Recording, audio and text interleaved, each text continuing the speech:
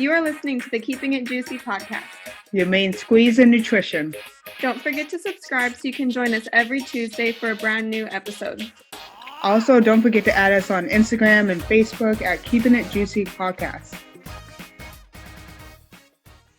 All right, welcome back, everybody. Today is episode 74, where we're going to be diving into some healthy foods that might not be quite as healthy as you think they are. Because honestly, you guys are going to want to stick around. Why? Because you're probably eating it right now as we speak. Because grab a snack and hold on. But before we go into that, let's go into our new nutrition in the news. We always do new nutrition in the news, but this week we wanted to do a different take on it just because I just found this super interesting and I feel like I needed to share this article with you guys and let you guys know how you feel. So the name of the article is Llama Antibodies Could Help Scientists Get Closer to Stopping the Coronavirus Pandemic. Here's how. So obviously I laughed a little bit when I heard llamas, but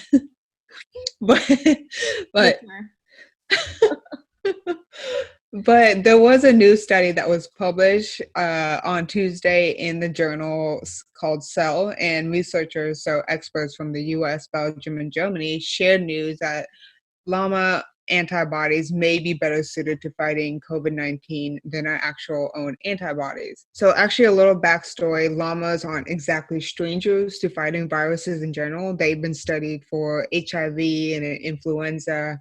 And even prior to this pandemic, back in 2016, the same researchers of this new study that we're about to go into has already begun looking to llamas for antibodies that could neutralize or even prevent replication of different types of coronaviruses, including MERS and SARS. So those are types of that virus as well.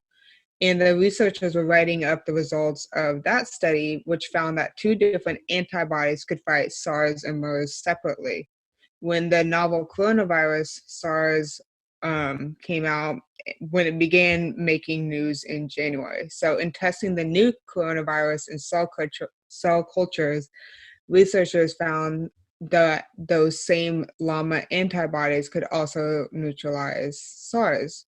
So in the study, they found that humans can only produce one type of antibody to fight these viruses, whereas llamas produce two. So one is actually similar in size to that of humans, and then there's another one that is smaller and maybe potentially better able to recognize and attack the COVID-19 virus. So far, all we know about these llama antibodies is that they can effectively neutralize the new coronavirus in the actual cell cultures. So that's good.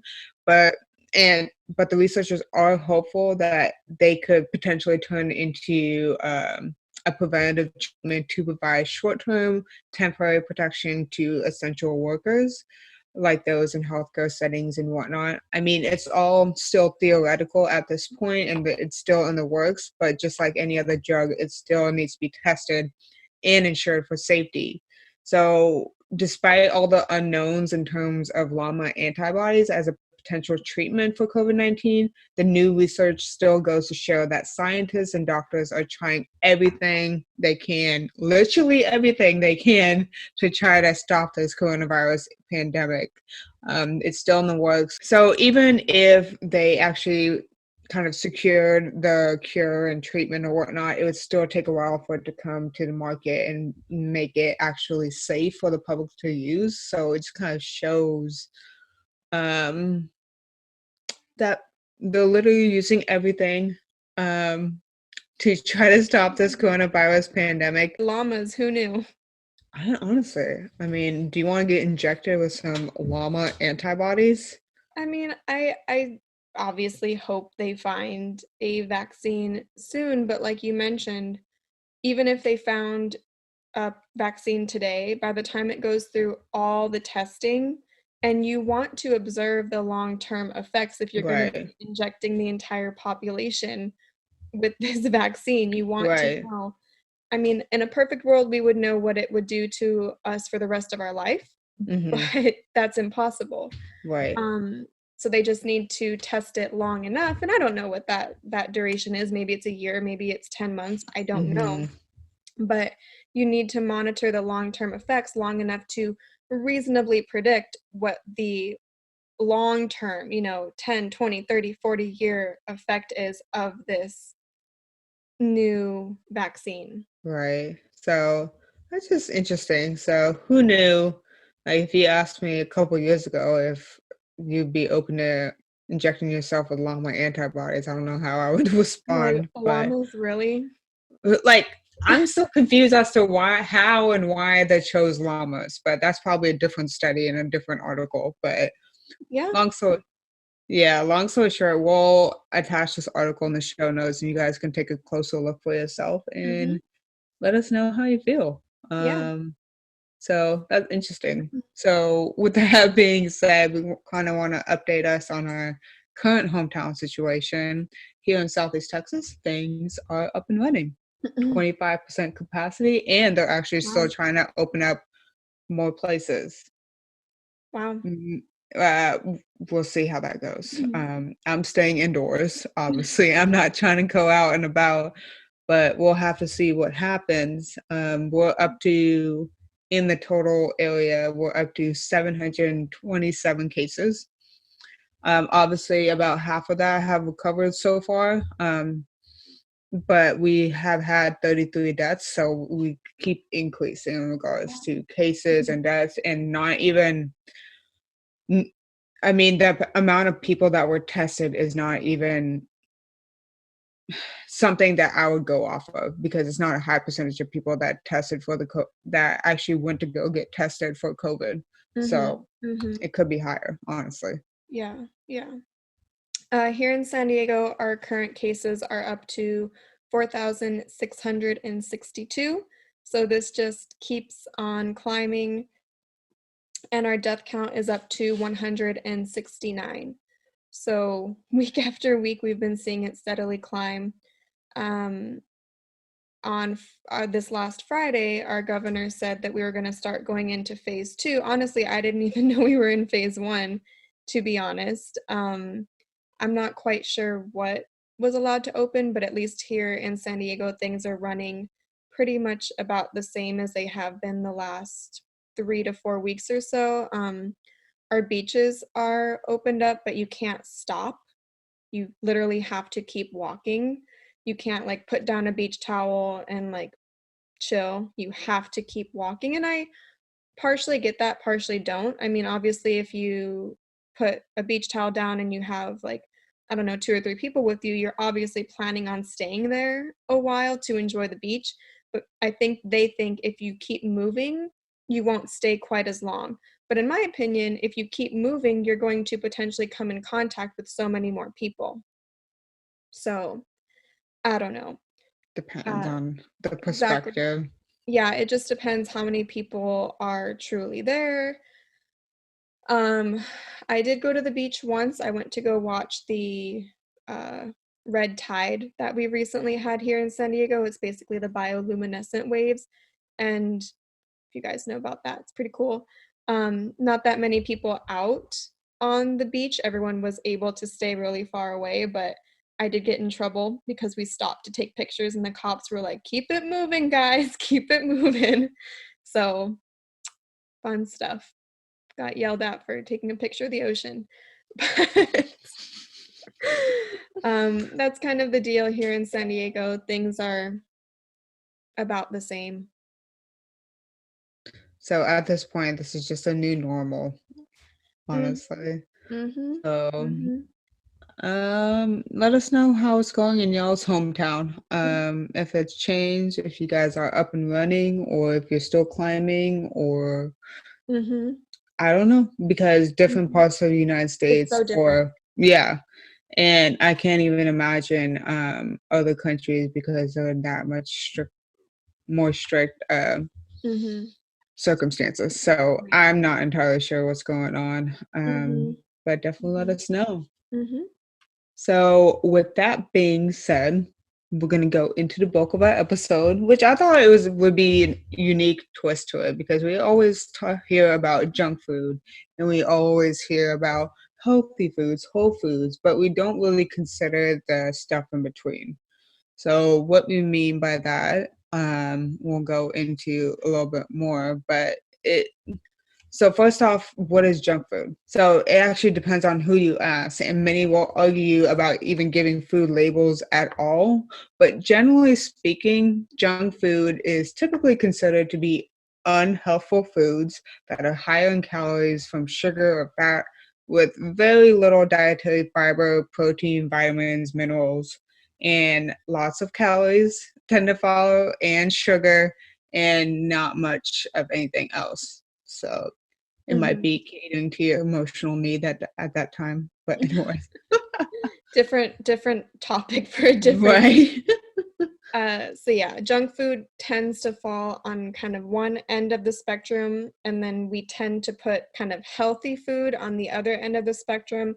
So what is typically considered healthy food? Again, most people consider healthy the opposite of junk food, but we're going to break it down and show that that is not always the case. Often foods that tend to be called healthy might have a label such as organic, natural, low fat, low sugar, gluten-free, all these fancy labels.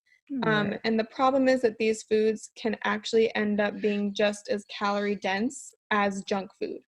hmm And what we're going to go into right now is kind of what we consider to be junk food in disguise. And this is just our point of view, and not that we're trying to label any food specifically good or bad. I mean, we're obviously a heavy practicer of everything in moderation. Just consider that. And we kind of want to take this and kind of show how people can take a concept and take it to an extreme level without actually considering what's going on.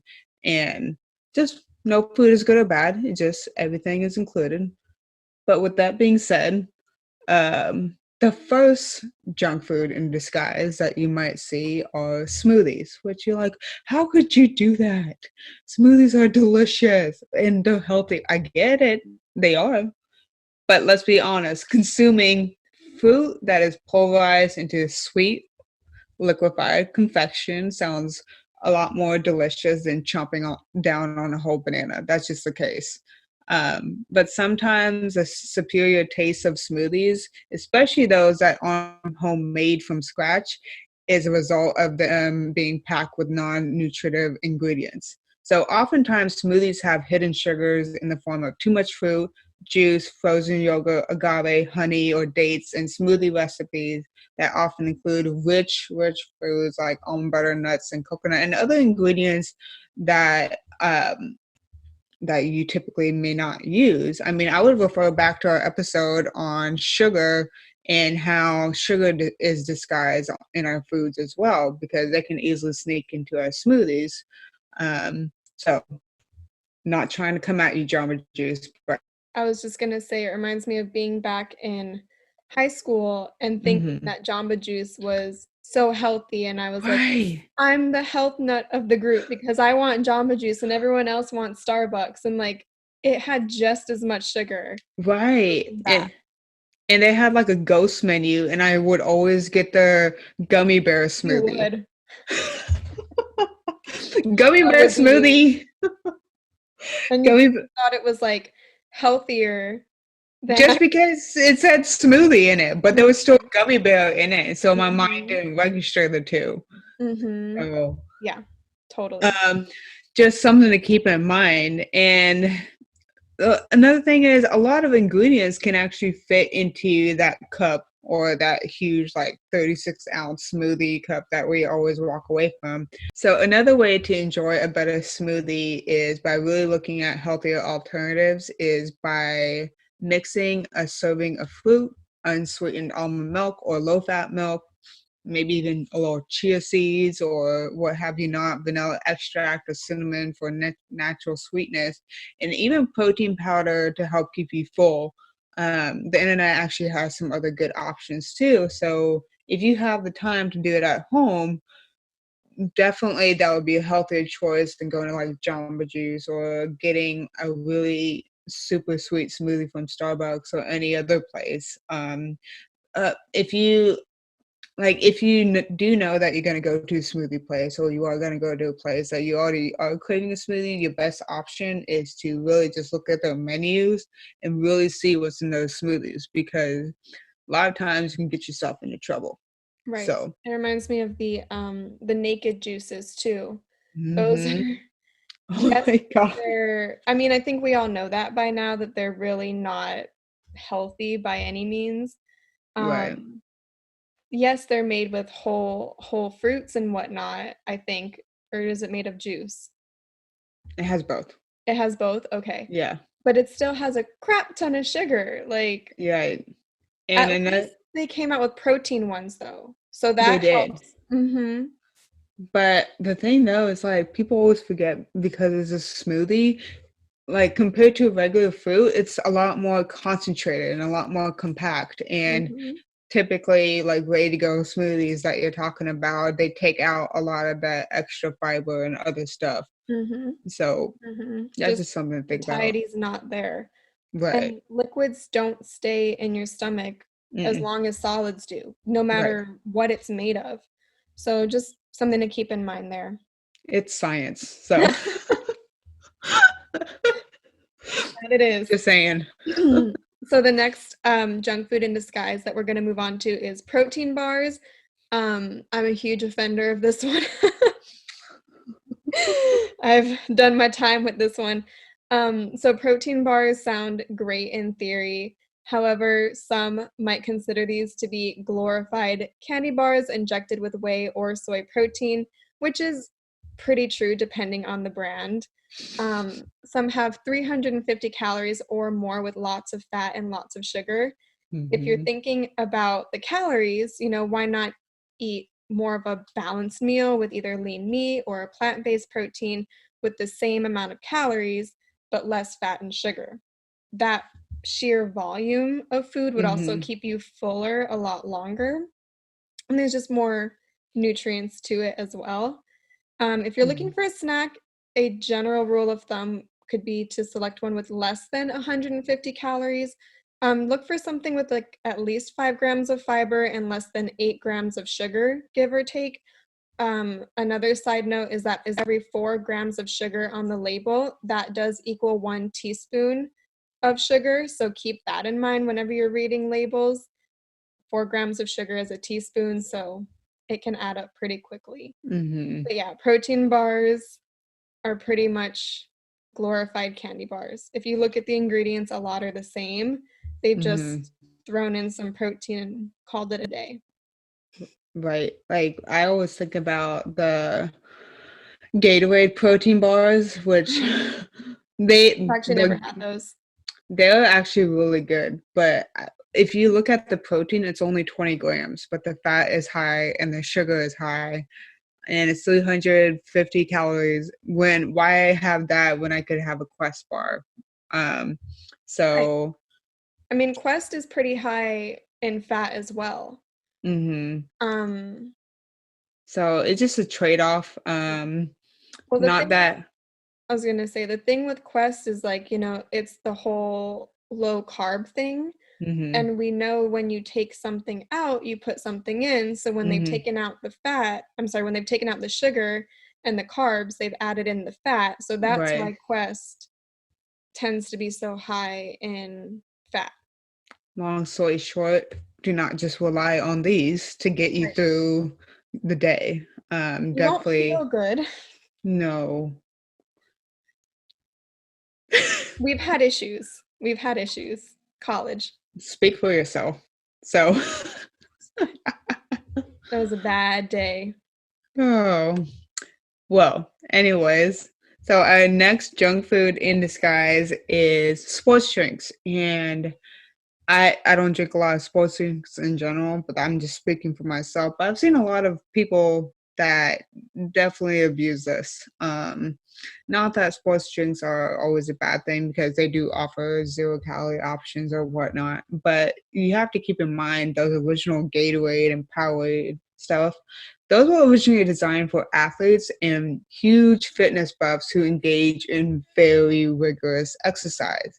So, believe it or not, they are loaded with sugar and sodium to replenish nutrients lost from excessive perspiration. So, if you're not a serious gym rat and you're not in there for hours or training for a marathon, you may actually want to steer clear of these beverages. I mean, unless you're exercising for an hour or longer, uh, like you're better off with water. I mean, these Mhm. sports drinks deliver a lot of unnecessary sugar and calories. Mhm. So, I mean, even through our exercise physiology class, that was the same rule of thumb that we were given. Mhm. Unless you're an hour or more, Mhm. you don't need that Gatorade. Right. It's not going to benefit you in any way. And it's also a very like, the ratios of sugar to water, it's Hmm. literally designed to be the most quick absorbing. Right. So, let's just say you're drinking it because you're going to the gym a lot and you're trying to, I don't know, lose some body fat, but you're downing the Gatorades. It's such a quick acting sugar and it's so Hmm. dense, your calories are gonna be Right. depleted. So it's literally only meant for those that are exerting themselves to a point that they need to replenish. Mhm. Um, not for just our average gym goers.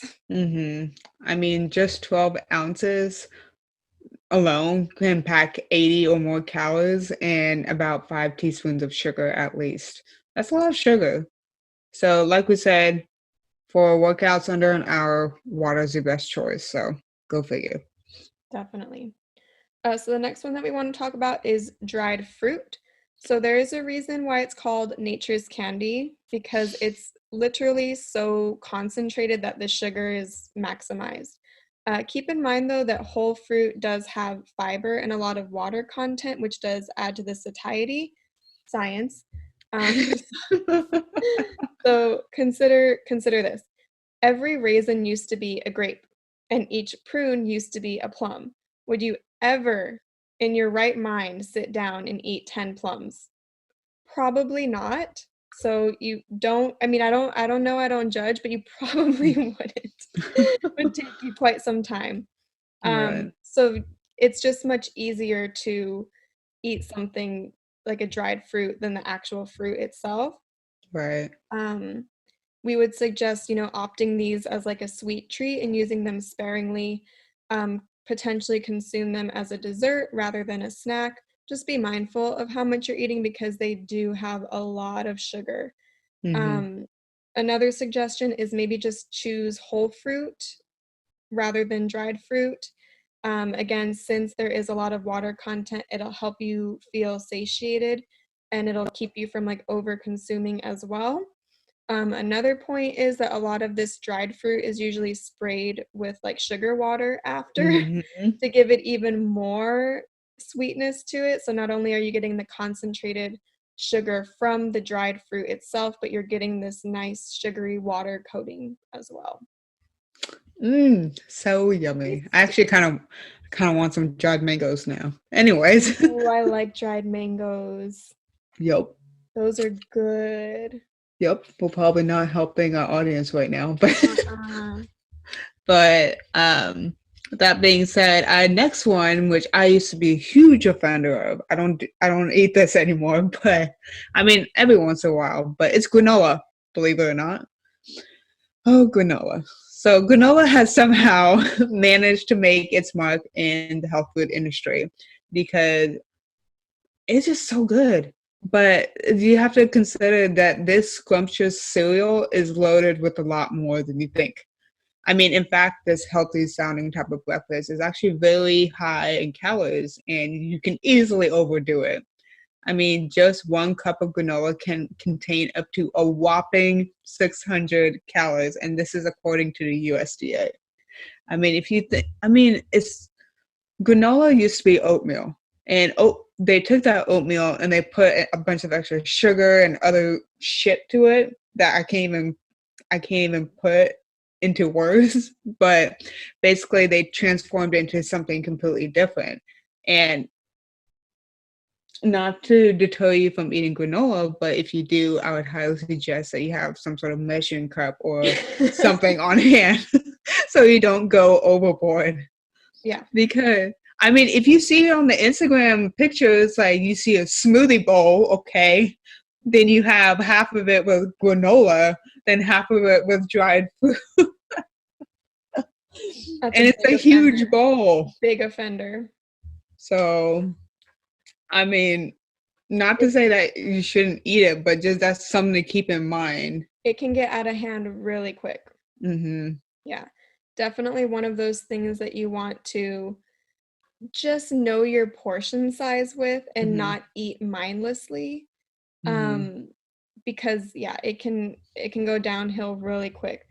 Leading us to our next one, which you can do a lot of damage with, is peanut butter.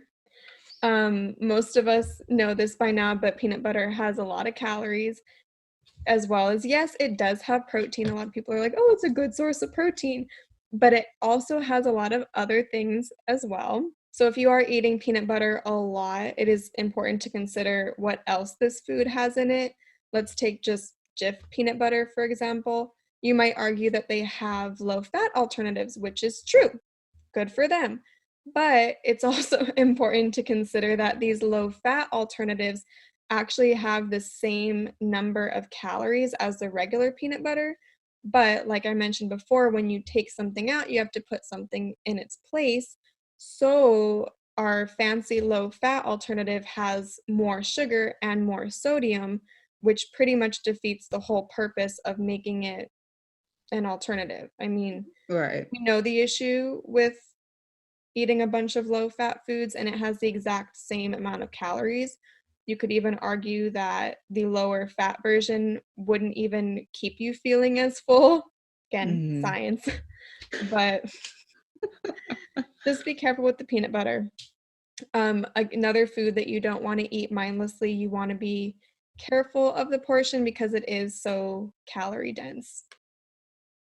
Yeah, exactly. And I can do some damage on that as well. That PB&J in the morning. Oof. Or I'm just giving a what? Or peanut butter and jelly waffles. I did that. I'll show you later. Ooh. Okay. We're in public display, so I'm getting a little hot right now. Let's move on before it gets heated. Okay. So the next and final food in disguise, well, I mean, you might see other junk foods in disguise as well, but we have wraps. And I'm talking about the wraps that suddenly appear on a burger menu when it wasn't there in the first place to make it healthier. But if you look at the calorie option, it's the exact same as a regular fucking burger. So, I mean, first of all, they do look thinner than the average bread or bagel. So obviously they must be lower in calories, among other things, right? Nope.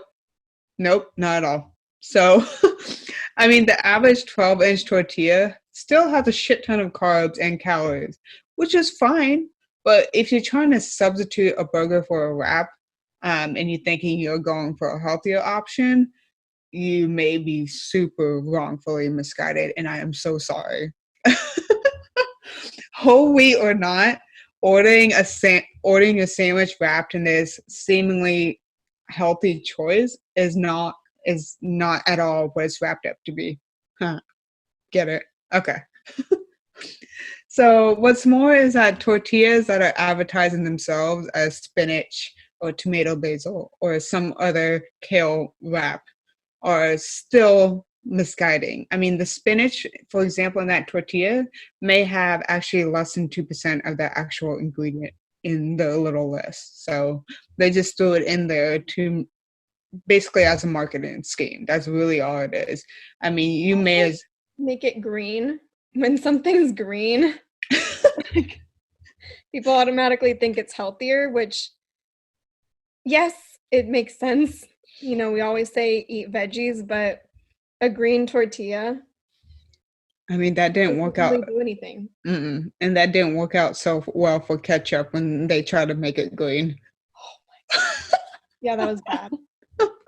I still bought it though, because I was a kid and I loved that shit. I But believe it. I mean, honestly, you might as well just opt for a regular sandwich bread that is 100% whole wheat, which will provide you with additional fiber and nutrients, or just opt for that hamburger bun that is whole wheat that you might get more bang for your buck for instead of that tortilla. Or just, if you like tortillas more than burgers, Mhm. just order what you want. Right. But our point is, they're not any better for you or any healthier for you. You need to know what the food actually is, and Mhm. advertisements are very sneaky in They're that very sense. good. Yeah, I mean, people dedicate like there's whole departments for Right. advertising and whatnot, so they know how to get you. Mhm. Um, so the reality is we're fucked. Uh, just kidding. No, you're not. It it really is just a huge marketing thing. What's allowed and not allowed to be on labels can be really confusing, and sometimes you just need to use your best judgment. Little personal story here. I was grocery shopping and at a time when you could still browse and look at labels and whatnot. Back in my day. I know. Before this pandemic. So I was looking at these like cracker brands, right? Mhm. And one caught my attention, and the name of the company was called Organics. But when I look at the actual like ingredients and look at the label a little bit closer, nothing on the label was organic. Just the name of the company was Organics. That's what they called their company. Like Ritz is called Ritz crackers. These were called Organics crackers, but they weren't organic. They were using their company name to send a message. And of course, there were like green leaves and trees and all this green shit all over the package, but it wasn't organic whatsoever. So I was almost persuaded. So I could only imagine how many other people saw this, nice green organics looking thing and bought Right. it versus the Ritz because, Ritz don't appear to be organic, but this one appeared to be organic when they were really the same. Mhm. Um, so just if you want the Ritz, have the Ritz. If you want the organics, have the organics, but recognize what the food actually is. It can still Mhm. be junk food, high calorie, low nutritional value. Mhm. And the reality is that processed food, whether it's junk processed food or healthy processed food, is something we should be trying to minimize altogether. It's also important to note that almost all food these days is processed to a degree, but some processing techniques are way more invasive than others. For example, washing fruits and vegetables is actually considered processing. Um, Also, making McDonald's chicken nuggets is processing, but you can use your common sense to know which one uses more processing. So, we Right. obviously want to be just being mindful to minimize the Mhm. junk processed foods as much as possible. But we hope through this episode you've been able to see that there are some healthy foods that are still heavily processed. Mhm. So, I mean, I hope we gave you guys something to think about, especially as you're making your little shopping list, as you're like trying to Venturing order out into the online, world. right? Just something to consider if you're worried about choosing the wrong snack foods or anything. That please do a little bit more research in this time. Unless you really want that junk food, go at it. But if you're Right. trying to look for healthier options, Hmm. I would take it a step further and really go into what goes into that Exactly. food or whatnot. So Because marketing does a really good job. really good. My God. So let us know what you guys think about that. And if you agree or disagree with what we talked about. I mean, some people might be angry that we mentioned peanut butter. Who knows? So don't come at us, please. But that being said, we do want to finish out the episode with a social media shout out, and it goes to Sarah Gwen9. She is an artist. She's from Canada, and she has a whole bunch of nature pictures. And she does have an alternative Instagram account called Healthy Eat Healthy Move More underscore. So we appreciate it. We do appreciate the support. And if you guys want to be our next social media shadow, definitely keep liking, commenting, all that stuff. We definitely notice it. Yeah, so thank you for your support. And that finishes our episode today. Stay safe. Let us know how things are going in your towns because, like we said, it's different everywhere. We're interested to know how you guys are doing. So we will catch you in the next one. Bye, guys. Bye.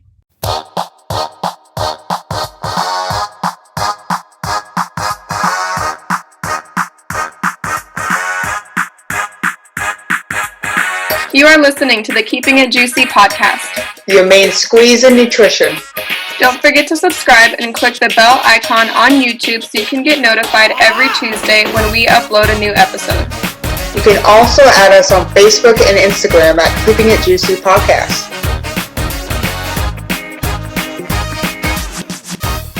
Because honestly, you guys are going.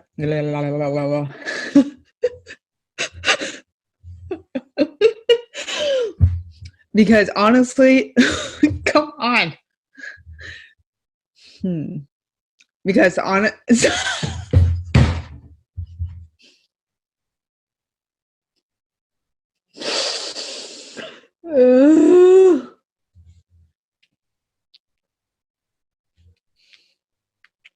Are we done?